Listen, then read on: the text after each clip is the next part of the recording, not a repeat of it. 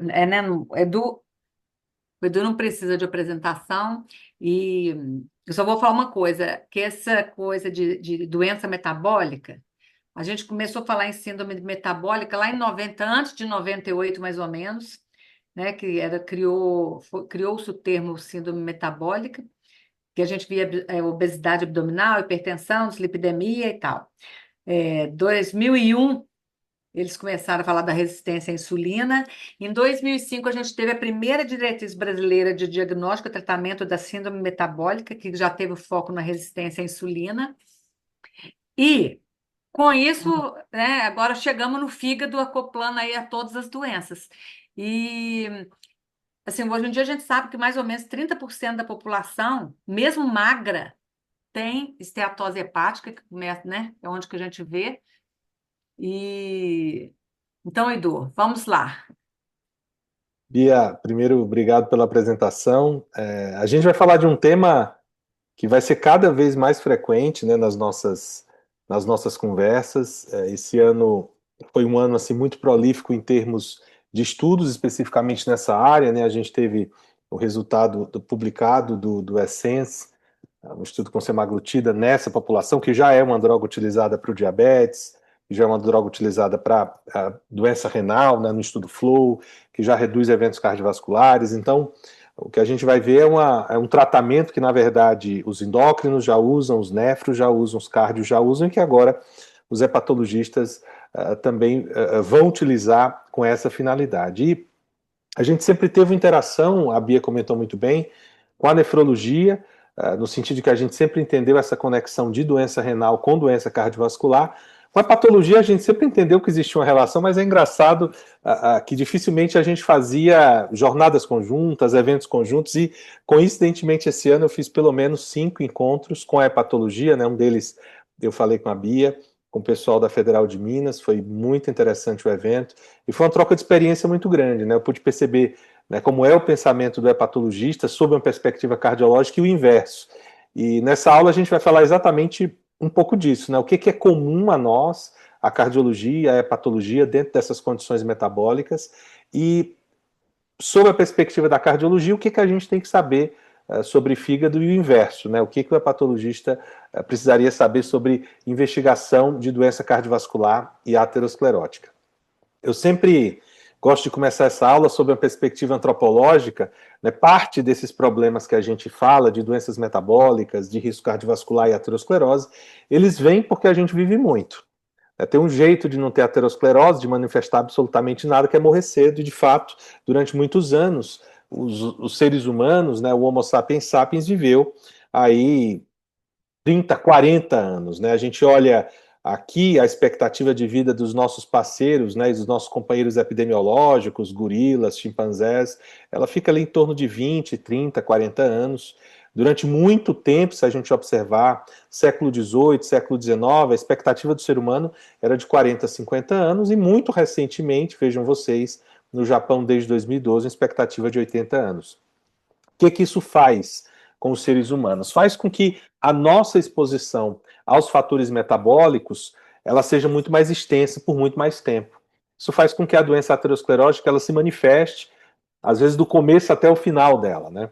Então, da doença subclínica até a doença clínica, às vezes tem vários anos, e hoje o ser humano ele vive tempo suficiente para experimentar tudo isso. Então, aquele colesterol elevado, aquele diabetes, que normalmente até os 40 anos não manda recado, a conta vai vir normalmente com 50, 60, 70 anos. Isso a gente não tem muita dúvida. E os fatores de risco ambientais, os fatores de risco que são responsáveis por essa doença, eles continuam muito prevalentes na população. Então, quando a gente olha, né, o Global Burden of Disease de 2021, a gente observa que esses fatores, os fatores mais responsáveis por morbimortalidade, continuam sendo praticamente os mesmos, né? A pressão sistólica elevada, o tabagismo, a hiperglicemia, baixo peso ao nascer, o aumento do IMC, aqui no caso a obesidade, a poluição, o colesterol elevado, a doença renal. Então, a gente evoluiu bastante nos últimos anos no tratamento dessas condições, mas ainda são condições absolutamente prevalentes. E eu acho que hoje não tem muito para onde correr. A gente observa um declínio nos últimos anos, se a gente considerar de 90 até 2020, na mortalidade dos seres humanos, com esse incremento durante a pandemia. Foi um dos poucos momentos na história recente onde aumentou a mortalidade da humanidade, isso comparado, a gente só viu isso antes nas grandes guerras. E vejam vocês que o forecast, ou seja, a predição para os próximos anos, né, para os próximos 30 anos, é de que a gente só vai conseguir reduzir essa mortalidade, né, para níveis mais baixos, se a gente conseguir controlar o nosso comportamento e os fatores de risco metabólico. Uma vez que a gente já controlou fatores ambientais, ninguém morre aqui mais atacado por férias, doenças infecciosas, à exceção das pandemias, normalmente já tem tratamentos minimamente adequados. O desafio dos próximos 30 anos vai ser o controle das doenças metabólicas. E a obesidade, como a gente sabe, é um fator comum tanto a doença hepática, a meso de MASH, como a doença cardiovascular, ao diabetes. Ela hoje é entendida como o começo de uma grande síndrome, chamada síndrome cardiorrenal metabólica. Então a gente sempre aprendeu, né, que a obesidade está relacionada com todas essas condições, mas hoje o que eu acho muito interessante, e a gente vai ver em um slide que eu vou apresentar, é a precedência do diabetes para as demais condições. Então o que a gente vê é que um tecido adiposo normal, ele produz citocinas anti-inflamatórias, por exemplo, né? Ele produz adipocinas como a adiponectina, ele ajuda na regulação da sensibilidade à insulina. Então, a obesidade não é só um aumento volumétrico da quantidade desse tecido adiposo, nem um aumento apenas da célula. É óbvio que existe um aumento volumétrico, existe um aumento quantitativo desse tecido, principalmente do tecido visceral, mas mais do que isso, é uma modificação de comportamento desse tecido. Então, o tecido que antes produzia citocinas anti-inflamatórias, agora ele passa a expressar citocinas pró-inflamatórias, como IL-6, IL-1-beta, CXCL5, que são expressões e mediadores que facilitam a adesão de células inflamatórias no endotélio, microRNAs que modificam a expressão genética de células imunes, metabólicos como ácidos graxos livres, que são responsáveis por parte desse contexto cardiorrenal metabólico, inclusive da doença esteatótica metabólica, hepática, e hormônios como a leptina e resistina, que a gente sabe que são relacionados não apenas ao aumento de frequência cardíaca, da pressão arterial e também da inflamação sistêmica. Então, além da infiltração dos macrófagos do tipo M1, que são macrófagos associados à aterosclerose. Então, o que a gente observa aqui é, de fato, uma modificação não apenas de quantidade, mas de fenótipo, né, de comportamento celular. E não tem como dissociar a doença hepática da doença pancreática, do diabetes, desse eixo fígado-pâncreas, que, aliás, já está muito bem estabelecido na literatura, né? Patologistas, eu brinco sempre com... Eles sempre conversaram com os endocrinologistas, né? Isso a gente não tinha muita dúvida. O meio e os fatores genéticos, eles acabam reduzindo o tecido adiposo periférico, aumentando os ácidos graxos livres. Então, um dos passos fundamentais desse processo patológico relacionado à obesidade acaba sendo o aumento da resistência insulínica muscular, com redução de captação da glicose e esteatose muscular. Além da esteatose pancreática, então acho que um ponto importante aqui é, não existe só esteatose hepática, a esteatose, na verdade, é sistêmica. Você tem esteatose cardíaca? Tem. Você tem esteatose muscular? Você tem esteatose pancreática. E, especificamente, essa esteatose hepática, ela vai ser responsável nesse eixo fígado-pâncreas por alimentar a redução de função dessas células beta, por aumentar o aumento da resistência insulínica hepática, gerando aqui o diabetes tipo 2, e em relação à dislipidemia alterogênica, aquilo que a gente já conhece, que inclusive são os critérios diagnósticos da síndrome metabólica, da antigamente chamada síndrome metabólica, o aumento dos triglicérides, a redução do HDL colesterol, e o LDL colesterol que numericamente ele pode não ser em número maior, mas ele tem partículas menores e mais densas, gerando uma dislipidemia aterogênica.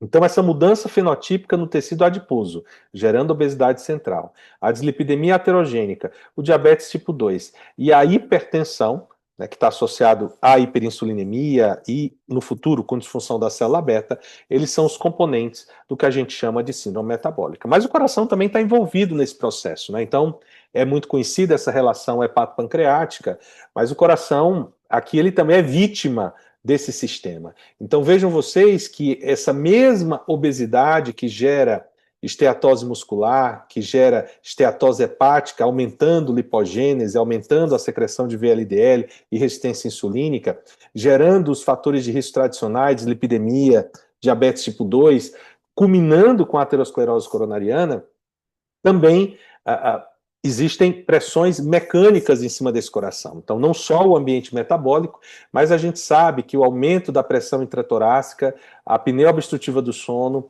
a resistência vascular periférica, principalmente muscular, né, no músculo estriado e também no músculo liso, eles aumentam as pressões de enchimento, a hipóxia, aumento da pressão pulmonar, gerando ciência cardíaca à direita e esquerda, além do aumento das catecolaminas, ativação do sistema nervoso simpático e ativação do sistema renina, angiotensina e aldosterona. Então, seja pelos vasos, pela aterosclerose, seja pelo sistema nervoso autonômico, com ativação do sistema simpático, seja por uma questão mecânica, e a ICFEP, insuficiência cardíaca de fração de ejeção preservada, está tão associada à obesidade, esse coração ele acaba sendo vítima. Então, existe sim um lugar para o coração, pâncreas e fígado dentro desse contexto obesogênico. E fato é que a obesidade, mesmo na ausência de fatores de risco tradicionais, ou seja, de anormalidades metabólicas, ela está associada a um aumento de doença coronariana, de doença vascular cerebral e de insuficiência cardíaca. Observem que pacientes com obesidade, mesmo sem fatores de risco tradicionais, ele tem pelo menos 40% de risco de doença coronariana, ele tem aqui em torno de 10, 15% de risco de doença vascular encefálica e tem quase 2 vezes mais insuficiência cardíaca, principalmente de fração de ejeção preservada. E muito recentemente essa obesidade ela foi revisitada, uma vez que normalmente se usava para o seu critério de uma forma que sempre foi criticada, né, o uso do MC de forma exclusiva, isso fazia com que nós tivéssemos, por exemplo, uma obesidade mascarada, digamos assim, né, com pacientes que têm excesso de gordura, mas que estavam, por exemplo, com IMC de 28,2 aqui colocado, né, pacientes, por exemplo, que não tinham excesso de gordura, mas tinham IMC elevado, halterofilistas, por aumento de massa muscular. Né, alguns pacientes com obesidade, mas que ao mesmo tempo não tinham sinais e sintomas dessa obesidade, que hoje a gente vai ver que tem uma classificação específica para ela, né, obesidade pré-clínica, e aqueles de fato com obesidade e sinais e sintomas da obesidade, que seria o que se chama hoje de obesidade clínica. Então hoje existe um conceito muito claro dessa obesidade, que ela pode ser clínica e pré-clínica. Em ambos os casos, você tem um excesso de gordura corporal, alterações orgânicas, né, de estruturas orgânicas, mas quando você tem alteração de função desses órgãos, é que você chama isso de obesidade clínica. Por que isso é tão importante? Né? Porque a MESOD, MASH, bem como a doença cardiovascular, elas vão apoiar no diagnóstico dessa obesidade pré-clínica e clínica. O diagnóstico hoje da obesidade, por exemplo, ele não se faz apenas com o cálculo do IMC especificamente. Veja você que se pode utilizar outros métodos antropométricos, aqueles que a gente usa mesmo, circunferência abdominal, relação cintura-quadril, isso a gente sempre utilizou, mas hoje eles ganham um amparo de recomendações, e os métodos como o DEXA, por exemplo, de composição corporal, que hoje já podem ser utilizados no diagnóstico da obesidade. Visto que existe um excesso de gordura corporal, aí sim se faz o diagnóstico de obesidade, e a partir daqui, se você tem obesidade clínica ou pré-clínica, vai depender basicamente da presença de sinais, sintomas, disfunções orgânicas relacionadas à obesidade e limitações para as atividades diárias. Né? A obesidade clínica, ela é entendida como pacientes que têm obesidade, que têm limitação de atividade diária ou que têm disfunções orgânicas relacionadas à obesidade. Então houve esse posicionamento que foi muito falado, né, no Lancet no último ano e que hoje tem sido utilizado na prática clínica. E como que essa obesidade está relacionada basicamente com coração e fígado e diabetes tipo 2, né? Então, existe uma relação muito próxima desses órgãos, né? A inflamação é quase que o fio condutor da condição desses 3 órgãos.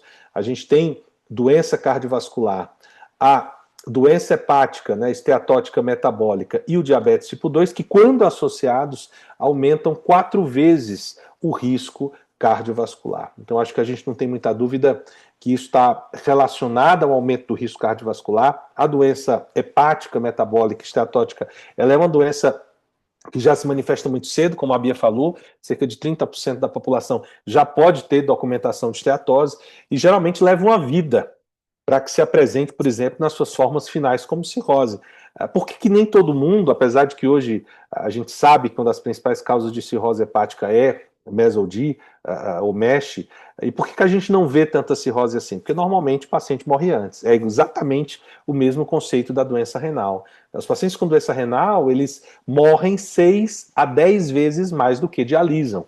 A doença cardíaca amputa a história natural da doença renal e também da doença hepática. Então, o que não permite que esse paciente chegue na história final, mesmo com o ciclo ali de inflamação crônica hepática, é o fato de que normalmente eles morrem antes. Eu sempre brinco com os hepatologistas que, considerando hoje os novos tratamentos para a doença cardiovascular e a redução do risco cardiovascular, talvez a gente aumente a quantidade de renais crônicos, dialíticos, de cirróticos, porque esses pacientes eles vão ter mais tempo de evoluir na história natural dos seus órgãos. E especificamente para a cardiologia, é importante a gente entender uma nômina, né? E a gente é muito injusto, né, com os hepatologistas, porque esse nome mudou várias vezes, mas já faz algum tempo que ele não muda, e a gente fica dizendo que ele está mudando sempre, né? Então, a esteatose não alcoólica, né, a NASH, que depois virou NAFLD, e que hoje é MESOD, né? Esse nome é um nome que, inclusive, foi adotado na diretriz brasileira. Quando a gente fala de doença esteatótica hepática, né, a gente está falando de Steatotic Liver Disease, ou seja, de SLD.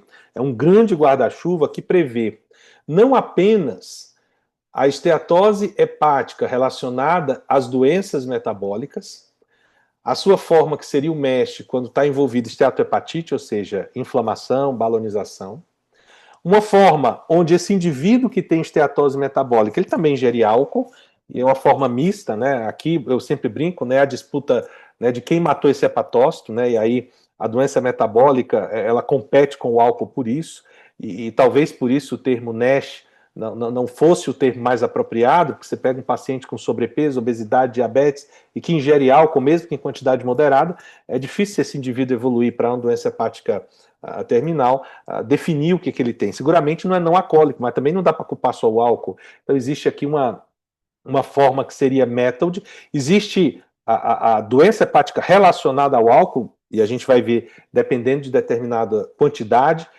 a forma criptogênica e formas muito específicas, né? Desde aquelas relacionadas a doenças monogênicas e o DILI, que seria Drug Induced Liver Injury, relacionada às medicações. Então, debaixo desse grande guarda-chuva de doença esteatótica, existe aí uma série de apresentações clínicas, digamos assim. O diagnóstico normalmente se faz, e eu acho muito interessante a gente tentar caracterizar o paciente. Esses pacientes estão no nosso consultório, é uma entidade super comum.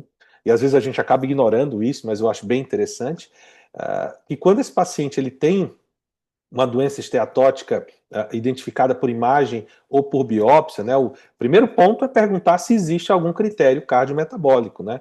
Esse critério cardiometabólico nada mais é do que os critérios que a gente utilizava para a síndrome metabólica. Sobrepeso e obesidade, utilizando IMC ou circunferência abdominal, o pré-diabetes ou diabetes tipo 2, o aumento dos triglicerídeos, a redução do HDL colesterol e a hipertensão. Então, se há a presença de qualquer critério cardiometabólico, na sequência, a gente avalia o consumo de álcool nesse paciente. Então, se existe a presença, ou digo, a ausência do consumo de pelo menos 20 gramas por dia em mulheres e 30 gramas em homens, fica muito claro que a gente está diante de um MESOD, ou seja, de uma doença esteatótica, já que esse paciente não ingere álcool, relacionada a uma doença metabólica. E se há evidência de inflamação e balonização na histologia, aí sim a gente chama de MESH, ou seja, há uma esteatohepatite. Então, o MESOD e MESH, na verdade, de certa forma, são espectros da mesma condição, sendo que no MESH há evidência de inflamação. Mas se esse indivíduo ele ingere mais do que 20 em mulheres e mais do que 30 gramas por dia em homens, a pergunta seria se essa quantidade excede 50 em mulheres e 60 em homens. Porque se a quantidade for maior do que isso, a gente já pode colocar como ALD, como áudio, ou seja, uma doença hepática relacionada ao álcool devido à quantidade. Mas se ele mantém o consumo nesses níveis, a gente considera aí como um misto, METALD, ou seja, doença metabólica e doença alcoólica, digamos assim, compartilhando essa agressão hepática. Na ausência de critérios metabólicos, na ausência de uma quantidade considerável aqui de 20 em mulheres, de 30 gramas em homem, de consumo alcoólico, pensar em outras causas de doença esteatótica. Então vejam vocês que o que define a etiologia e a nômina que vai ser utilizado é a presença ou não de um critério de doença metabólica e a ingesta ou não de álcool e a sua quantidade. O fato é que hoje a gente já entende, dentro desse conceito de síndrome cardiorrenal metabólica, que vai desde o estágio 0, na ausência de fatores de risco, passando pelo estágio 1, aqui sim, obesidade, adiposopatia, sobrepeso.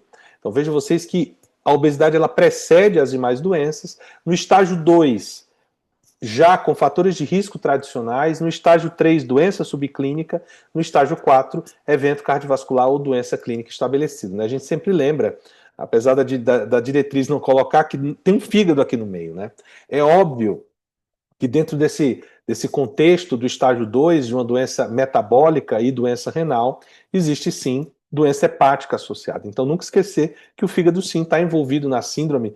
Existiu aí até alguns posicionamentos de sociedades médicas, né, que acharam que o fígado foi esquecido aqui.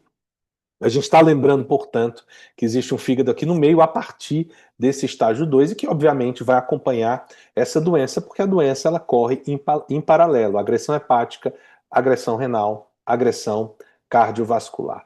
Existe relação entre doença hepática e risco cardiovascular? Existe. O grande problema dos estudos é que, primeiro, por natureza, boa parte deles é retrospectivo. Tem muita meta-análise, mas a maioria é retrospectivo, com alguns prospectivos, até estudos grandes prospectivos. A grande questão é que o diagnóstico de doença hepática ela era feita por ultrassom. Existe uma relação, sim, né, com o aumento, por exemplo, de doença cardiovascular, de diabetes tipo 2, de eventos não fatais. Se a gente pega, por exemplo, esse sumário de estudos que relacionam a evidência de esteatose em imagem ou tomografia, né, ultrassom tomografia, com doença cardiovascular, você pode pegar, por exemplo, aqui as maiores, né? Do Haddad, com 25.837 pacientes com a meta-análise de 11 estudos, um aumento de 77% de doença cardiovascular, né, e 43% para mortalidade cardiovascular. E nessa publicação do Kapuria, usando ultrassom tomo, com mais de 42 mil pacientes, 12 estudos, 64% mais de score de cálcio elevado. Aqui foi usado um surrogate endpoint. Fato é que quando a gente observa as grandes meta-análises, a gente tem sim, em relação a eventos fatais, uma tendência, mas não é uma evidência clara de que a doença MESOD estaria associada ao aumento de eventos fatais, mas seguramente, quando a gente olha para eventos não fatais, aqui mostrou 2,5 vezes mais eventos não fatais, com follow-up de 6,9 anos. A crítica é exatamente essa, né? Como eu falei, a doença hepática é uma doença, além de muito prevalente, de evolução muito longa. Então, talvez 6,9 anos para avaliar eventos fatais, talvez seja um segmento muito curto. Se o segmento fosse mais estendido, talvez se conseguisse ver um aumento de eventos fatais. Mas que existe, no mínimo, uma associação entre esteatose ou MESOD e risco cardiovascular, eu acho que a gente não tem muita dúvida dessa associação, né? O que falta uma relação causal direta. Bom, isso aí já é uma outra discussão para estudos de outra metodologia. Mas se o indivíduo que tem gordura no fígado pode ter gordura no vaso, isso aí a gente não tem muita dúvida, e é exatamente essa frase, esse conceito que motivam a pesquisa de aterosclerose subclínica nos pacientes que têm MESOD.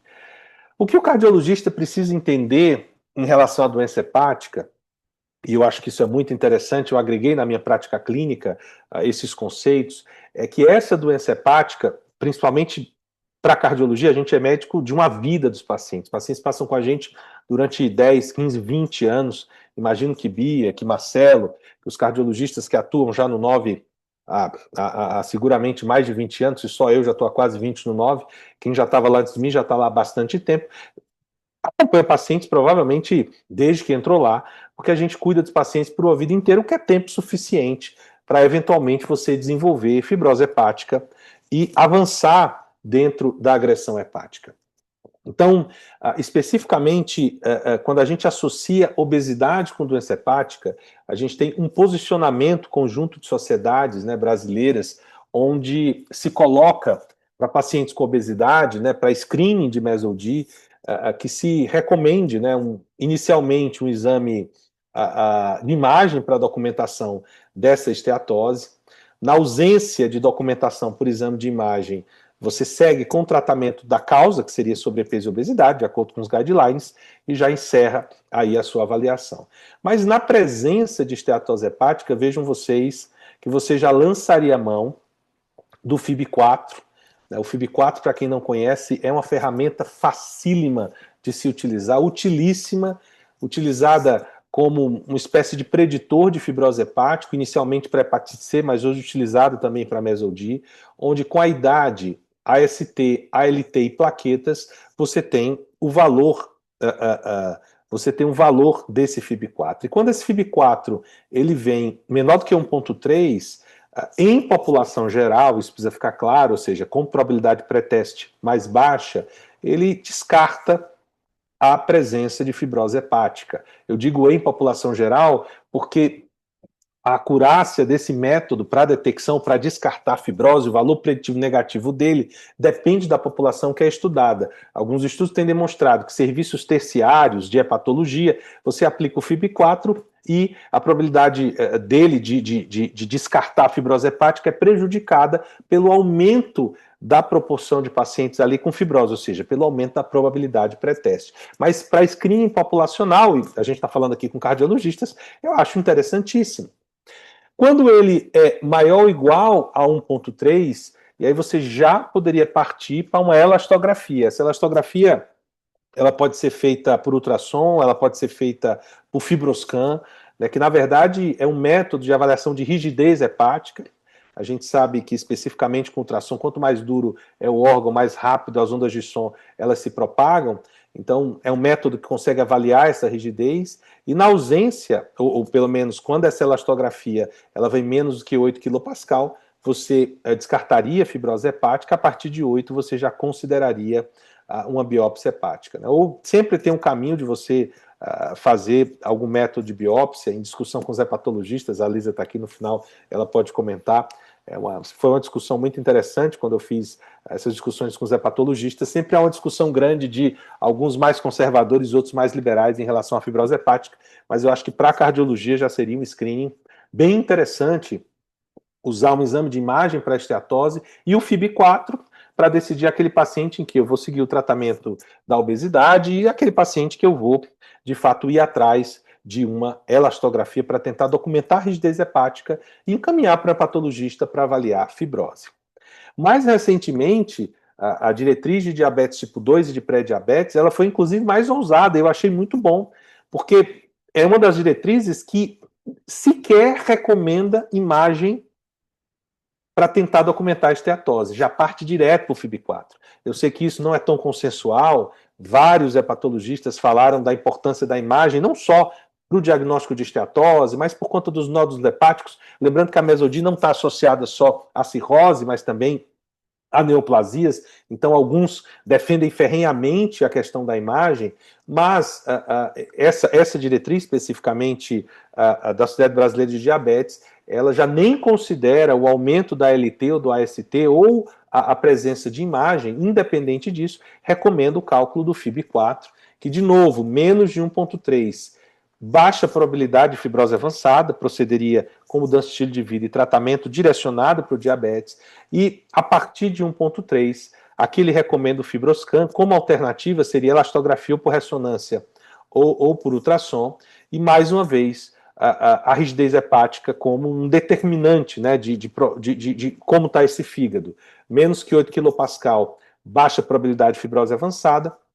Aqui ele cria uma zona intermediária entre 8 e 12, e a partir de 12, alta probabilidade de fibrose avançada, e aqui ele recomenda não só mudança de estilo de vida, farmacologia específica, rastreio de carcinoma hepatocelular, além de exclusão de outras doenças hepáticas e encaminhamento para hepatologista, entendendo que a gente está no hospital que tem um excelente serviço de hepatologia, encaminha para hepatologista, mas é importante ter essa triagem. Então, o que eu vejo aqui é que são scores muito fáceis de utilizar. A gente entra numa calculadora, é muito fácil de fazer o FIB4. Eu acho que, inclusive, uma luta da Sociedade Brasileira de Hepatologia, da Sociedade Brasileira de Diabetes, é que, do mesmo jeito que vem o ritmo de filtração glomerular estimado, quando você faz uma creatinina, sem a gente pedir, que esse valor podia vir no exame de sangue quando fossem pedidos os componentes, né? Ou seja, a TGO, a TGP, o ALT, a AST, a plaqueta e a idade do paciente, você vai saber. Então, eu acho muito interessante que a gente utilize essas informações na tomada de decisão, e acho que isso tem que ser divulgado na cardiologia, para que, além da nossa perspectiva de controle do diabetes, de controle do LDL colesterol, da pressão sistólica, do tabagismo, a gente inclua também essa avaliação hepática para tentar excluir ou encaminhar os pacientes com suspeita de fibrose hepática avançada, porque, como eu já falei, quem tem gordura no fígado pode ter gordura no vaso. O tratamento dessa condição, ela tem mudado muito recentemente. Então, obviamente que as intervenções que agem na perda de peso, desde as dietas, inibidores de SGLT2, existe um estudo em pacientes com diabetes que mostrou aí uma melhora especificamente na esteatose, os agonistas de GLP-1, a própria pioglitazona, tem um estudo específico também com melhora da esteatose, e a cirurgia bariátrica, elas ajudam nesse contexto de melhora da esteatose. Algumas intervenções, inclusive com os agonistas de GLP-1, também recentemente têm demonstrado melhora da inflamação, né? O estudo mais recente, que foi o Essence, ele demonstrou melhora da fibrose sem piora da inflamação, além de melhora da inflamação. Existem drogas específicas que são usadas para essa condição, como o resmetirom, que não são disponíveis no Brasil. Acho que o que vai crescer aqui nesse cenário, de fato, é o uso dos agonistas de GLP-1 e da própria tirzepatida, que já tem estudo de fase 2, direcionado para essa condição. Já são drogas que a gente utiliza para o tratamento do diabetes da obesidade, algumas delas, como a semaglutida, se associam à redução de evento cardiovascular, e a gente teria aqui um benefício adicional. Acho que seguramente, sob a perspectiva hepática, aí eu vejo um futuro em curto prazo bastante promissor. Mas em relação à doença cardiovascular, né, que preocupação eu tenho que ter com o coração na documentação de MESOD? É importante entender que, assim como a doença hepática, a doença aterosclerótica é uma doença de lenta progressão. É uma doença que hoje a gente tem a oportunidade de detectar muito no começo dela. A gente consegue fazer dupla de carótidas, dupla de ilíaca, score de cálcio. Ativamente a gente pode buscar essa aterosclerose subclínica, e, como eu falei, a probabilidade de você ter aterosclerose subclínica por score de cálcio no indivíduo com MESOD, ela é muito maior do que aquele indivíduo sem MESOD. Então, quando a gente olha para a nossa calculadora, que vai mudar, agora no congresso da SBC vai ser lançada a nova diretriz, a gente agora provavelmente vai usar o Prevent como score, mas essa ainda é a calculadora vigente. Quando a gente observa o risco cardiovascular, como a gente estratifica o risco, vejam vocês que a preocupação da diretriz é de avaliar se o indivíduo tem obstrução coronariana acima de 50%, se tem suspeita de HF por LDL acima de 190, se tem diabetes tipo 2, e ele tem uma série de equivalências de aterosclerose subclínica, score de cálcio acima de 100, ultrassom de carótidas com placa, angiotomo com placa, aneurisma de aorta abdominal ou doença renal. E aí é que vem o meu ponto, né? Eu brinco que o rim foi promovido. Ter doença renal equivale a ter uma doença de alto risco. Então, quando a gente olha os critérios de alto risco, a gente vê aqui DRC, a simples presença de um ritmo de filtração menor do que 60 já coloca esse paciente no alto risco, mas o fígado não. Então, diferente da doença renal, em que eu talvez nem precisasse ir atrás de um exame de imagem, que aquele paciente automaticamente teria uma meta de LDL menor que 70, na doença hepática isso não é verdadeiro. Eu vejo esteatose hepática, sei que esse paciente tem um risco cardiovascular maior, mas se eu não procurar ativamente doença subclínica, talvez eu só descubra essa doença na sua forma clínica. E aí existe uma série de formas de pesquisar a aterosclerose subclínica, uma delas é inclusive não testar, mas eu advogo ferrenhamente que em pacientes com mesodí, com doença esteatótica metabólica, que sim, que se use o score de cálcio ou mesmo angiotomo de coronárias para essa finalidade, né? Lembrando que o score de cálcio já pode ser utilizado a partir dos 40 anos de idade em pacientes com risco pelo menos intermediários, principalmente nos assintomáticos. Lembrando que eu consigo, por exemplo, usar, individualizar o uso de estatina e aspirina com score de cálcio. Então, isso é fundamental.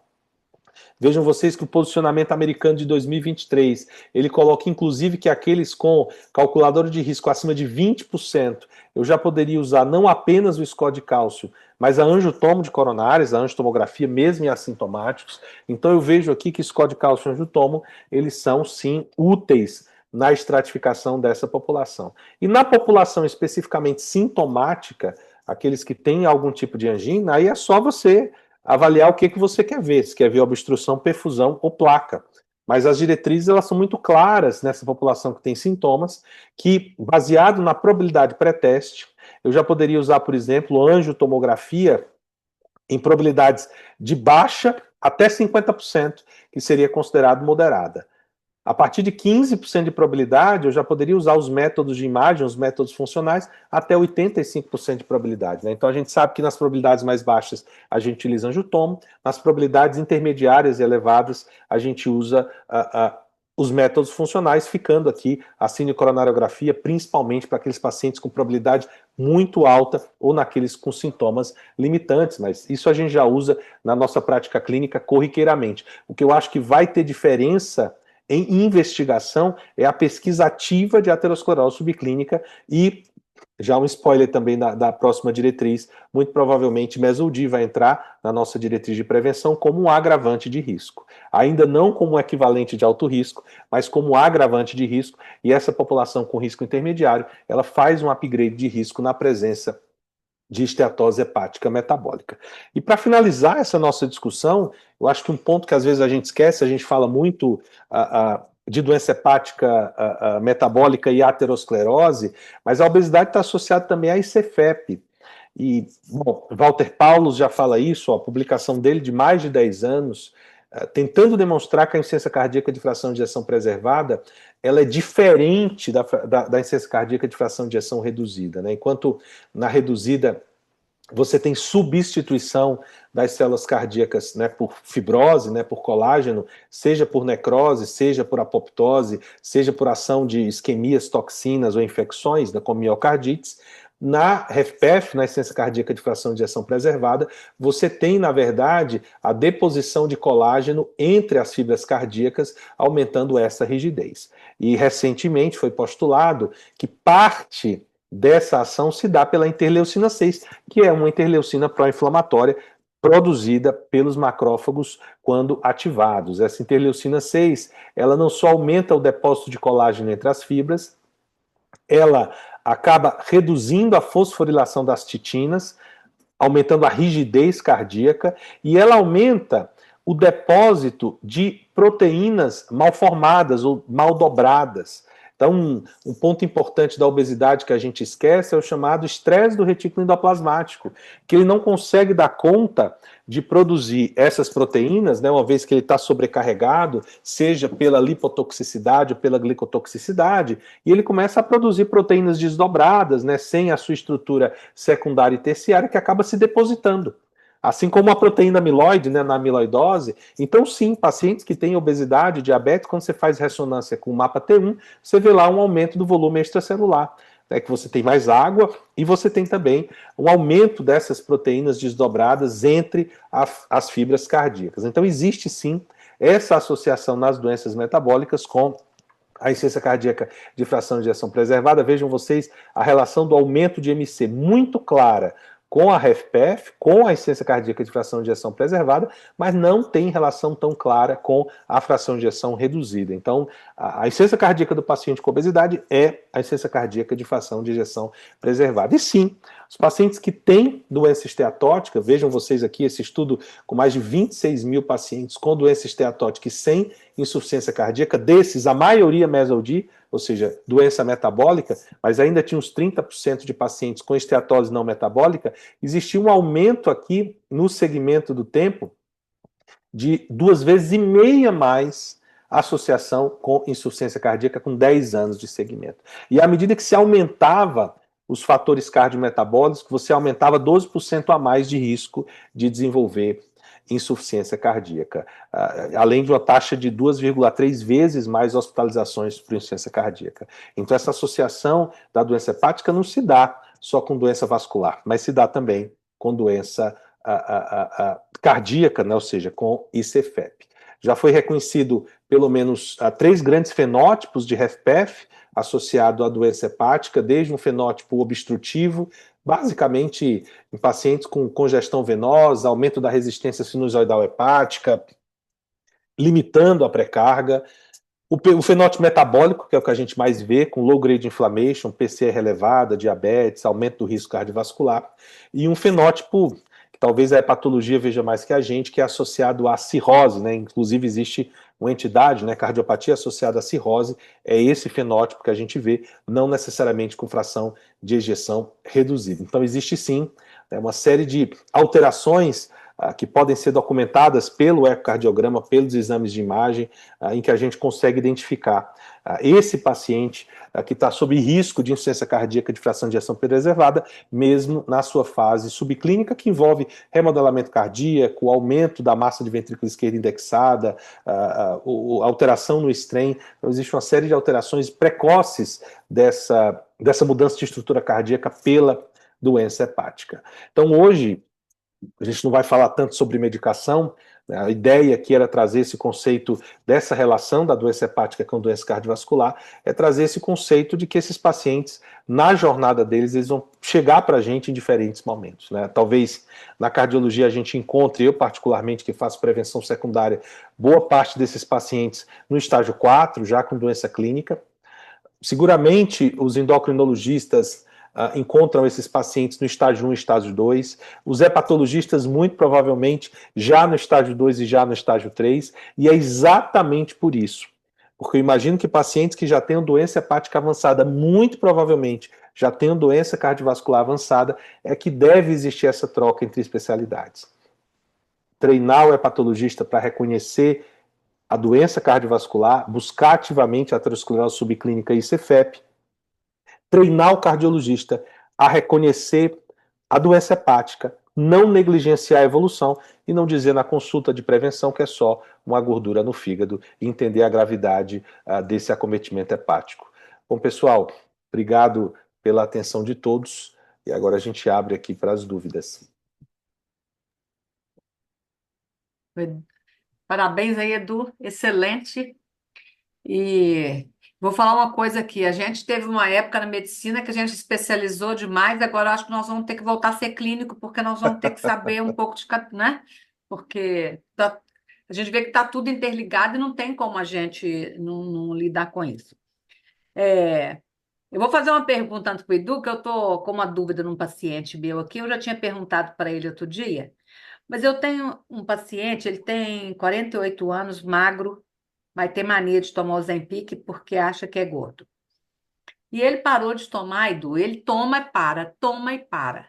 E agora, o ano passado, ele não tinha nada no fígado e ele veio com uma esteatose hepática bem importante agora. Até encaminhei ele para a Lisa agora.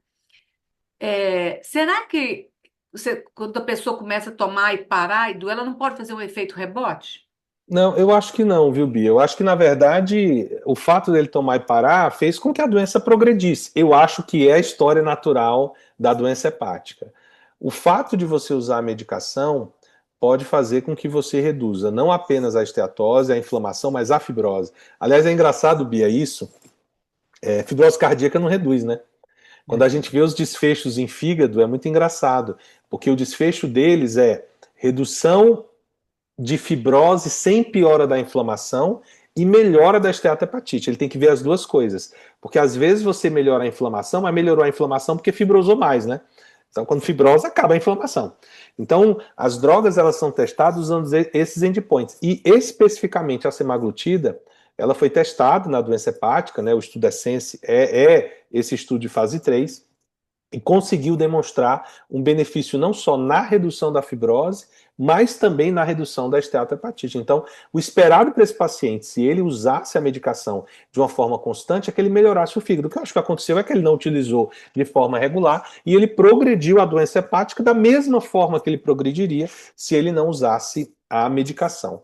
Então, que a gente tenha hoje sabido de estudo de fase 3 a semaglutida, de estudo de fase 2 a gente tem estudo com tirzepatida, a gente tem a pioglitazona, que aliás é uma droga que inclusive está em diretriz, a gente usa muito pouco, mas tem estudo com pioglitazona demonstrando também benefício hepático. A vitamina E, em cenários muito específicos, você vê que é citada em algumas diretrizes, e tem um estudo maestro com esse resmetirom, que é uma droga específica para a doença hepática, mas é muito cara e já soube que não vai vir para o Brasil. Então, hoje, né, o que eu acho que é viável, né, para uso na população são os agonistas de GLP-1. Eles são muito úteis para a doença hepática e muita expectativa em cima, especificamente da retatrutida, porque como ela é um agonista triplo, ou seja, de GLP-1, de GIP e de glucagon, e a gente sabe dos efeitos do glucagon na melhora hepática, está se esperando dessa droga um benefício hepático adicional. Pessoal, alguma pergunta? Ó, Edu, a metformina tem algum lugar no tratamento da esteatose hepática? A Cris está perguntando. Pois é, Cris, ele até tem alguns estudos, mas não exclusivamente hepático, né? Ele não é considerado uma droga que tem benefício hepático. Ele tem benefício hepático porque trata o diabetes, né? Então ele melhora um pouco, esse é o ponto, né? Você viu lá naquele gráfico, um dos passos, né, dessa doença esteatótica metabólica é o aumento da resistência insulínica hepática, e a gente sabe que uma das funções da metformina é a melhora da sensibilidade da insulina no fígado. Mas em termos assim de regressão de inflamação, não, ele trata o diabetes especificamente. Na medida em que ele trata o diabetes, em que você reduz a inflamação, ele vai beneficiar o fígado. Mas ele não tem assim um benefício adicional hepático a ponto de a gente utilizar a metformina só para o tratamento do fígado. Aí é que vem, Cris, um problema metodológico, né? Porque praticamente hoje todo paciente com diabetes tipo 2 que tolere usa metformina. É até difícil comparar usar ou não usar metformina num paciente com doença hepática metabólica, porque a maior parte desses pacientes vai ter diabetes e já vai usar metformina. Então fica até complicado ver o benefício isolado. Mas o que eu diria é que ela não é considerada uma droga para o tratamento da MESOD. Eu acho que hoje a ideia seria ir em cima das drogas com ação incretínica. E Ô, a Edu, pioglitazona, né, que a gente esquece, isso que eu ia é 2B na nossa diretriz. O estudo é um estudo ótimo com pioglitazona, teve um benefício grande cardiovascular, problemas, aumento de peso e retenção hídrica. Há quem diga que a associação de pioglitazona com inibidor de AGLT2 evita, ou pelo menos na prática clínica, tem evitado o ganho de peso e a retenção hídrica dessa população. Então, talvez a salvação da pioglitazona na nossa especialidade seja associar com uma dapagliflozina ou com empagliflozina para reduzir a retenção hídrica. Mas lembrar que ela é contraindicada em pacientes com insuficiência cardíaca, né? Tanto fração de ejeção preservada como reduzida. Então, quem tem insuficiência cardíaca não pode utilizar. Mas todo evento que eu vou, os endocrinologistas, os hepatologistas sempre lembram da pioglitazona, droga barata, sem patente, com benefício hepático já comprovado há muitos anos e que a gente acaba não utilizando tanto.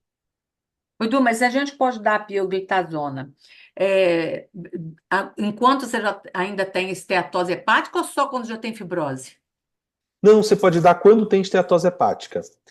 Essa avaliação da fibrose, Bia, ela deve ser feita, digamos assim, em qualquer momento que você encontre aquele FIB4 acima de 1,3, né? Quando você faz um ultrassom, você não vai conseguir ver fibrose. Esse é o problema dos hepatologistas, né? Inclusive nos eventos que eu tive com eles, eu brinquei com eles que eles queriam usar o Fibroscan como a gente usa o score de cálcio, né? Do mesmo jeito que o cardiologista quer ver a placa, eles querem ver fibrose. Só que o Fibroscan é um método caro, é um método patenteado, a elastografia não é fácil de pedir. Então, o grupo de pacientes em que você consegue ver fibrose é um grupo pequeno. É por isso que você tem que ficar correndo atrás, né? Você tem que ficar. Os estudos clínicos, por exemplo, com essas drogas, pegam geralmente pacientes ou com biópsia hepática ou com fibrose documentada por esses métodos de imagem.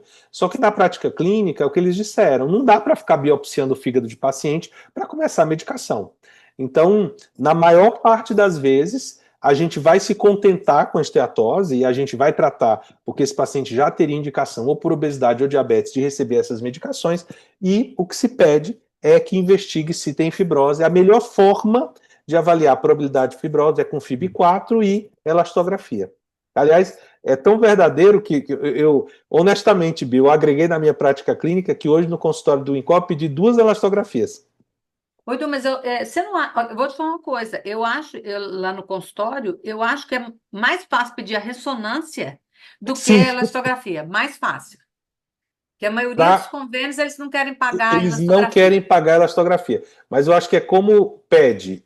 Se você. O Fibroscan, ele não vai pagar mesmo. Agora, se você pedir elastografia por ultrassom, com a justificativa, talvez ele pague, né? Por ultrassom, não o Fibroscan em si. A ressonância, sim, ele pode pagar, é um método que dá para ver, é relativamente fácil de fazer. Aí dura o paciente para ressonância, né? Tem uma série de limitações, mas eu acho que o importante é a gente começar a ir atrás disso, porque seguramente é uma condição muito frequente nos nossos pacientes. E aqui, deixa eu te falar uma coisa, porque assim, o elastografia dá para você ver também quando você tem depósito de ferro ou não? Dá, Dá? dá. Na verdade, a elastografia, como eu falei, né, ela vai avaliar a rigidez, ou seja, o quão duro é esse fígado. E aí, quanto mais rígido for o fígado, maior a chance de ter fibrose, independente de qual seja a causa da fibrose. Pode ser qualquer coisa. Qualquer doença que gere fibrose, por exemplo, cirrose de qualquer etiologia, vai aumentar a rigidez hepática. E aí você usa aqueles cortes, né? O corte canônico geralmente é 8, menor que 8 kPa dá para ficar tranquilo. Acima de 8, geralmente a gente já considera encaminhar para o hepatologista. Aquela diretriz de diabetes, né, da SBD, colocou acima de 12. Eles falam que geralmente com cirrose é acima de 20, né? São valores mais elevados. E outra coisa agora, assim, a gente sabe que as estatinas têm efeito pleiotrópico no vaso. A semaglutida, esse efeito que ele tem de proteção do vaso, é tipo um efeito pleiotrópico? É pleotrópico. É uma ação assim que transcende o efeito incretínico dela, né? Então, ela vai ter esse efeito incretínico basicamente na célula beta. Então, ela é usada para o diabetes porque ela aumenta a produção de insulina de forma glicose dependente. O efeito cardiovascular dela, de relaxamento vascular, é porque as células musculares lisas vasculares e as células endoteliais têm receptor de GLP-1. Então, você vê, Bia, uma queda de 7 milímetros de mercúrio, com a tisepatida quase 10, com a cagricema, né, que foi apresentada recentemente, 10 milímetros de mercúrio. Teve uma queda de PCR de quase 50%. Então você não consegue justificar esse benefício vascular só pela redução do peso, só pelo controle do diabetes. É um efeito antiaterosclerótico direto. E você acha que essas, tipo, a semaglutida, agonistas de GLP-1, você acha que eles vão ter alguma ação sobre lipoproteína? Ah, Pois é, tem alguns poucos estudos mostrando isso, acho que não, acho que vai ser muito discreto, porque assim, querendo ou não, lipoproteína é baseada em ApoB. Essas drogas reduzem ApoB, mas reduzem de forma muito modesta. Se tiver, vai ser muito pouco. Mas assim, elas uhum. reduzem ApoB. Parte dessa redução de ApoB, ela se dá, não é nem pela redução de produção hepática da proteína em si. Né? Você reduz, na verdade, a permeabilidade intestinal, porque você tem receptor de GLP-1 nas células acinárias e glândulas de Brunner, e você reduz, por exemplo, a hipertrigliceridemia pós-prandial. Então, normalmente você tem esse efeito. É um efeito pequeno, um efeito modesto, mas nos estudos clínicos você vê lá aquela queda de 10, de 15 miligramas por decilitro de LDL. Com certeza, em cima desse LDL, deve ter um pouco de LPA também, né? Já que esse Ah, LDL é LDL calculado. Mas eu não diria que vá ser uma droga, digamos, como estratégia de redução de LPAzinha, não. tá bem. Pessoal, vocês têm alguma pergunta? Estamos aqui Tenho no sim. nosso. Então, pergunte aí. Enéas Ô, agora é o Edu, rei da inteligência Tá artificial. artificial. imagina. Edu, assim, você comentou, parabéns pela aula, sempre, como sempre, muito brilhante e didática. Você comentou a respeito da questão da dislipidemia. Você acha também que assim, que esse outro braço que está chegando, o ácido bempedóico, ele vai ter um grande espaço, vai crescer até no sentido, porque você vai tirar um pouco do metabolismo hepático? Eu acho que não, Enéas. O ácido bempendóico, ele age na mesma via da estatina, ele age na ATP citratoliase, que são dois passos, né, acima da via da HMG-CoA redutase. Então, em cima da estatina, a redução nos estudos clínicos é 17, 18%. Então, assim, de efeito adicional à estatina é um efeito modesto.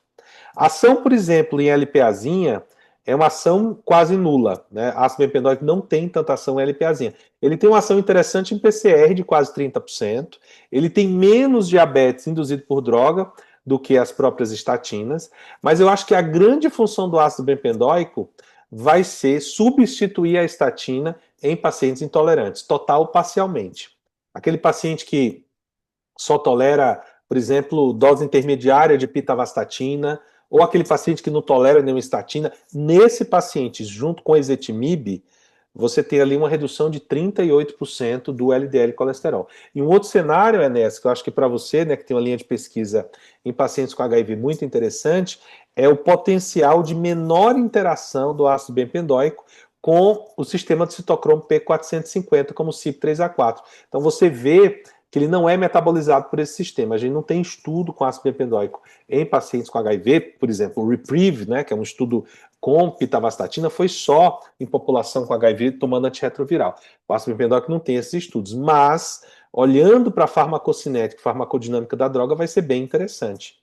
Mas eu diria que o que eu vejo aí é mais em substituição à estatina. Mas eu vou te dizer que eu tenho usado bastante para associar naquele paciente em prevenção secundária com LDL de 66, 70, sabe? Precisa de um pouquinho para chegar na meta. Porque a inclisiran e o evolucumab, a gente geralmente usa para quem tem LDL residual acima de 100, né? Mais elevado, né? Precisa reduzir 50%. Eu vejo que vai movimentar bastante os nossos consultórios nessa população. Pessoal, mais alguma pergunta aí? Valeu, Edu, obrigado. Imagina. Eu acho que não tem mais. Não, eu só vou falar uma coisa. Essas aulas, gente, que aliás hoje essa aula vale a pena ser revista. As aulas ficam todas gravadas. Vocês podem entrar no YouTube e colocar, eu acho que é Centro de... Como que é, Denise? Centro de Estudos? O IEP 9 de julho. Que as aulas ficam todas gravadas, viu? Qual que é, Denise? Eu vou colocar aqui no chat, doutora. Tá bom. Porque eu acho que vale a pena, gente. Essa aula vale a pena ser revista. Bom, Então, Edu, pessoal, uma pode coisa que eu falar. queria Com lembrar, certeza. Bia, uma coisa que eu queria lembrar, pessoal, e a Bia vai colocar depois no grupo, só um lembrete, né? O Nove, junto com a Dactus, desenvolveu uma plataforma de tomada de decisão, aí, Enéas, para você que gosta, de indicação de TAV. Então a gente sabe que a indicação de TAV acaba sendo um pouco mais complexa, porque tem valores de corte, de velocidade de aceleração, de área valvar. Às vezes o clínico vê que tem indicação de TAV, mas não sabe como solicitar o protocolo TAV. E essa é uma plataforma onde você imputa os dados do paciente e ele já te diz a conduta baseada na diretriz brasileira e europeia, tá? E validado e calibrado para o nosso guia de cuidado da ASA, que agora Américas, de estenose aórtica. Então, por enquanto, ele não está no prontuário, você precisa entrar na plataforma, se cadastrar, mas, Cris, muito útil para a UTI, quando você tem aquele paciente que quer tirar dúvida, é só colocar os dados, abre uma aba lateral e põe lá. Para quem está no consultório, Enéas, muito útil. Eu vou pedir para a Bia depois colocar no nosso grupo para todo mundo se cadastrar e utilizar. Uma ferramenta que só não é mais fácil porque não está integrada no prontuário, né, Bia? Se É, tivesse, era só abrir uma aba e colocar os dados. Mas eu acho que mesmo não estando integrada, é muito fácil de utilizar. Eu queria divulgar para vocês, para a gente conseguir utilizar ela, tá bom? já enviarei hoje. Edu, muito obrigada. Mês Obrigado, que vem pessoal. o mês que vem temos outra aula. Vamos resolver o que nós vamos falar.